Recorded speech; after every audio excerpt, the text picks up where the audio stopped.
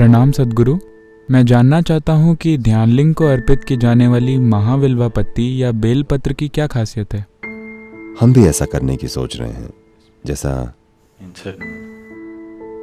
देश के कुछ हिस्सों में कुछ लोगों ने किया है। उन्होंने उन सभी पत्तियों और फूलों का संरक्षण करने की कोशिश की है जिन्हें पवित्र माना जाता है। उन्हें पवित्र क्यों माना जाता है? किसी एक फूल को दूसरे से ज्यादा पवित्र क्यों माना जाता है? ये क्या बकवास है? क्या ये किसी तरह का पक्षपात है? देखिए, यहां पर अभी दो पेड़ हैं। ये फूल का पेड़ है और वो क्या है? वो पेड़ अक्सर सड़क के किनारों पर पाया जाता है। मैं नहीं जानता उसे लोग क्या कहते हैं। आपको समय बिताना चाहिए। इन सब चीजों के लिए आपको समय देना होगा। अगर आप इस पेड़ और उस पेड़ के साथ समय बिताते हैं, अगर आप ध्यानशील हो जाते हैं, तो आप देखेंगे कि आप सहज ही इसकी ओर जाएंगे, उसकी ओर नहीं। ऐसा क्यों है? आखिरकार हर चीज धरती से उग रही है।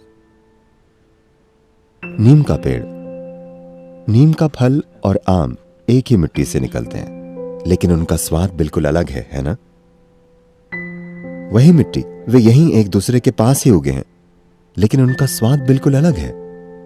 तो ये जीवन इस मिट्टी के साथ जो प्रक्रिया करता है और वो जीवन इसी मिट्टी के साथ जो प्रक्रिया करता है, वो अलग अलग होती है। अगर आप इसे एक अलग तरीके से देखना चाहें तो एक कीड़े, एक कीट और आप में और एक दूसरे इंसान में क्या अंतर है? सब वही मिट्टी है, लेकिन फिर भी हम जो इससे बनाते हैं वो अलग अलग है ना? तो हर समाज में इससे फर्क नहीं पड़ता कि आपने कितने तरीकों से समाज और लोगों को बराबर रखने की कोशिश की है। लोग अलग बन जाते हैं। कुछ खास तरह की प्रतिभा के लोग अलग दिखेंगे, कुछ खास तरह की काबिलियत के लोग अलग दिखेंगे। आप उन्हें दबा नहीं सकते, है ना? आप चाहे जो कर लें, कुछ लोग सबसे अलग होंगे, कुछ लोग साधारण से बने रहेंगे। ये हर हाल में होगा। This is bound to happen. Similarly, among other lives, also it is true. ऐसे ही जीवन के दूसरे रूपों के लिए भी ये सच है। पेड़ों के साथ भी ऐसा ही है। तो जो लोग आध्यात्मिक मार्ग पर हैं, वो लगातार हर संभव तरीकों से सहारा ढूंढते हैं, क्योंकि जब आप एक लंबी यात्रा पर हो और खासकर अगर वो इलाका आपके लिए अनजान हो, वो इलाका आपके लिए बिल्कुल नया हो, तब आप मार्ग में हर छोटे से छोटे सहारे का इस्तेमाल करना चाहेंगे। आप देखेंगे, अगर आप पहाड़ पर चढ़ रहे हो, अगर आप एवरेस्ट की चढ़ाई कर रहे हो, मान लीजिए आपके पास एक छोटी रस्सी है। आप वो रस्सी खोना नहीं चाहेंगे, आप उसे रखना चाहेंगे, क्योंकि आप नहीं जानते वो छोटी रस्सी कब काम आ जाएगी। अगर आप शहर में हो तो आप उसे फेंक कर जा सकते हैं, लेकिन अगर आप उस तरह के अनजान इलाके में हैं, तब आप रस्सी का एक छोटा टुकड़ा भी नहीं फेंकना चाहेंगे, क्योंकि आप नहीं जानते कि कल ये कैसे काम आएगा। तो जब आप आध्यात्मिक मार्ग पर हैं, तब यही बात लागू होती है, क्योंकि ये एक अनजान इलाका है। लोगों ने हर उस छोटी चीज को पहचाना जो आपके लिए सहायक हो सकती है। So they did not leave even the... तो उन्होंने फूलों, फल और पत्तियों को भी नहीं छोड़ा, वो सभी चीजें जो आपकी सहायता कर सकती हैं। So always it is said Vilva is dear to Shiva. तो ये हमेशा कहा गया कि विल्वा शिव को प्रिय है। उनके लिए सब कुछ एक है, ठीक है? ऐसा नहीं है कि ये शिव को प्रिय है। इसके शिव को प्रिय होने का अर्थ है कि एक तरह से इसके स्पंदन उस तत्व के सबसे ज्यादा करीब हैं जिसे हम शिव कहते हैं।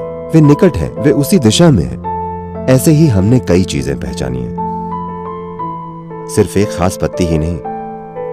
हमने कई चीजों को पहचाना है और सिर्फ वही चीजें अर्पित की जाती हैं, क्योंकि वे आपके लिए संपर्क बनाने का साधन बन जाती हैं। आप वो पत्ती उनके पास छोड़ नहीं आते, आप उसे वहां रखते हैं और फिर वापस ले आते हैं, है ना?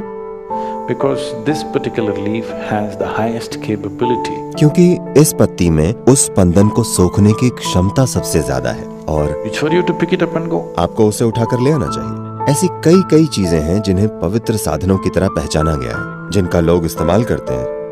आपको ये समझना चाहिए, इसका संबंध देवताओं से नहीं है, इसका संबंध आपसे और किसी चीज तक पहुंच बनाने की आपकी काबिलियत से है। तो मान लीजिए आप इसे आजमा सकते हैं।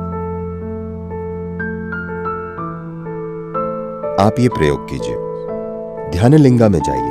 ठीक, मान लीजिए ये ऐसा जैविक सूती कपड़ा पहनकर वहां बैठिए, देखिए कैसा महसूस होता है। कच्चा रेशम पहनकर वहां बैठिए और देखिए कैसा महसूस होता है। कोई नायलॉन कपड़ा पहनकर वहां बैठिए और देखिए कैसा महसूस होता है। अपने चारों ओर प्लास्टिक लपेटकर वहां जाकर बैठिए और देखिए कैसा महसूस होता है। किसी चीज पर विश्वास मत कीजिए, बस 3-3 दिन आप एक किस्म के कपड़े पहनकर वहां बैठिए और देखिए अगर आप में थोड़ी संवेदनशीलता है तो आप फर्क जान जाएंगे। फिर आप स्वाभाविक रूप से सही चीज चुनेंगे। तो अहम चीज यह है कि जब आप वहां जाकर बैठते हैं, हर चीज जो आपके पास है वो ऊर्जा सोखकर आपको पोषित करने में मददगार होनी चाहिए। यही मकसद है। तो विल्वा में ऐसी काबिलियत है, अगर आप उसे लिंग पर रखते हैं और फिर उठाते हैं तो ये उस स्पंदन को लंबे समय तक बनाए रख सकता है। ये आपके साथ बने रहते हैं। अगर आप इसे अपने साथ कुछ दिन तक रखें तो इसका असर होगा। आप इसे आजमा सकते हैं। आप विल्वा पत्ती अर्पित करके फिर इसे अपनी छाती की जेब में रखकर घूमिए। इसका आपके ऊपर फर्क पड़ेगा। आपके स्वास्थ्य, खुशहाली, मानसिक दशा, हर चीज पर फर्क पड़ेगा। तो लोगों ने इन चीजों को ध्यान देकर ध्यानमय स्थिति में पहचाना। इस जंगल में कई तरह के पेड़ हैं, अलग अलग किस्म के पेड़ हैं। यह पश्चिमी घाट का हिस्सा है।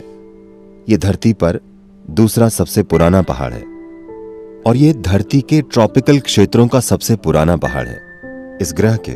तो वनस्पतियों की विविधता की दृष्टि से इस पश्चिमी घाट की कोई बराबरी नहीं है। यह बस एक छोटी सी पट्टी है जो भीतर आ गई है, वरना यह समुद्र के किनारे किनारे ही है। पेड़ों और पत्तियों की इस पूरी विविधता में उन्होंने एक ही पत्ती क्यों चुनी? किसी ने इसे पहचाना और ये सबसे अलग है। आप इसे अनदेखा नहीं कर सकते। आप ये भी आजमा सकते हैं। आप जाकर 10 अलग अलग तरह की पत्तियां तोड़ सकते हैं, उन सबको लिंग के पास रखें और फिर उन सबको साथ ले जाएं और आप अपने पास रखें। आप खुद ही अंतर देखेंगे। इसे देखने के लिए आप में एक खास तरह की संवेदनशीलता होनी चाहिए, लेकिन इसमें कोई शक नहीं है कि जो संवेदनशील हैं वे फर्क महसूस करेंगे अपनी आंखें बंद करके। अगर उनकी आंखें खुली हैं तो उनमें पक्षपात आ सकता है। आप 10 अलग किस्म की पत्तियों का गुच्छा लें, उनको एक कपड़े में यूं बांध दें ताकि आप उन्हें देख न सकें कि कौन सी पत्ती है। आप उसे वहां रखें, मैं आपके लिए वो पत्ती पहचान लूंगा। दूसरी चीजें हो सकता है मैं ना पहचान पाऊं। आप विल्वा वहां रखिए, मैं बता दूंगा ये विल्वा है। उसके लिए आपको मुझे बुलाने की भी जरूरत नहीं है। आप अपना रुद्राक्ष लीजिए और उसे पकड़िए, वो आपको बता देगा। वो आपसे थोड़ा ज्यादा बुद्धिमान है, पता है।